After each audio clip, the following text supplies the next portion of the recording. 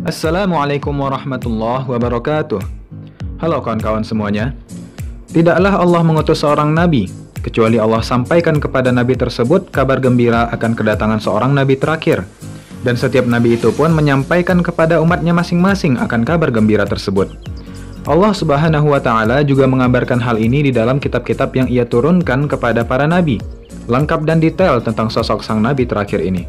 Baik itu ciri-cirinya, sifatnya, gambaran kehidupannya, pertanda kedatangannya, jelas dan rinci. Oleh karena kabarnya yang sangat mewangi, kemunculan sang nabi terakhir ini pun sangat ditunggu-tunggu oleh setiap umat.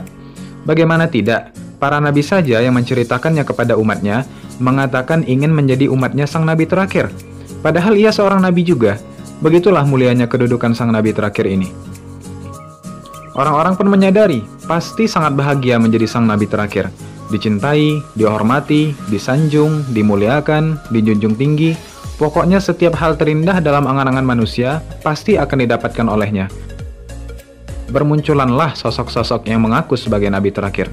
Mereka mengklaim memiliki ciri-ciri sebagaimana yang disebutkan dalam kitab-kitab. Maka seolah-olah dilakukanlah seleksi bagi mereka yang mengaku-ngaku ini. Memang ada juga beberapa yang rasa-rasanya mirip dengan ciri-ciri sang nabi terakhir.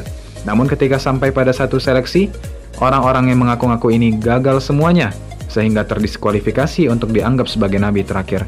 Hal ini disebabkan mereka tidak memiliki satu ciri khas mutlak yang dimiliki oleh sang nabi terakhir. Apakah itu? Stempel kenabian, atau yang disebut khatamun nabiyyin atau khatam kenabian. Dan kelak, akhirnya ditemukanlah stempel kenabian itu di punggung seorang manusia yang terpercaya, terjaga dari perbuatan dosa, luhur akhlaknya, dan dimuliakan oleh kaumnya. Dialah Muhammad SAW. Dalam satu riwayat, Jabir bin Samurah radhiyallahu an mengemukakan, "Aku pernah melihat khatam kenabian atau stempel kenabian. Ia terletak di antara kedua bahu Rasulullah SAW.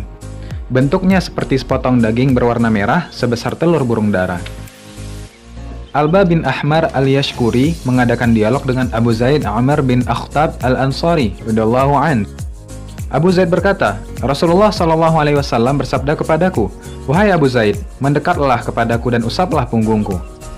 Maka punggungnya kuusap dan terasa jari jemariku menyentuh khatam. Aku, yakni Alba bin Ahmar al-Yashkuri, bertanya kepada Abu Zaid, "Apakah khatam itu?" Abu Zaid menjawab, "Kumpulan bulu-bulu." Abu Nautrah al-Awfi pernah bertanya kepada Abu Sa'id al-Khudri perihal khatam. Ia pun menjawab, khatam itu terletak di bagian belakang badan Rasulullah dan merupakan daging yang menyembul. Di pundak Nabi seperti daging yang timbul. Itu stempel kenabian. Timbulnya segede telur merpati atau telur puyuh. Ada seperti daging tumbuh, daging jendolan di belakang, itu harum luar biasa, terang bercahaya. Itu yang disebut dengan stempel kenabian, khatamun nubuwah. Semoga riwayat ini semakin memantapkan keimanan kita akan kenabian Rasulullah SAW, sehingga dengan keimanan itu Allah kumpulkan kita bersama beliau di jannahnya kelak. Amin ya rabbal alamin. Demikianlah video kita kali ini. Semoga memberi manfaat bagi kita bersama. Jangan lupa subscribe, aktifkan lonceng notifikasi, like, komen, dan share pada kawan-kawan yang lain. Mari berbagi pengetahuan Islam dan mari berbagi kebaikan. Wabillahi taufiq wal hidayah. Wallahu alam bis shawab. Wassalamualaikum warahmatullahi wabarakatuh.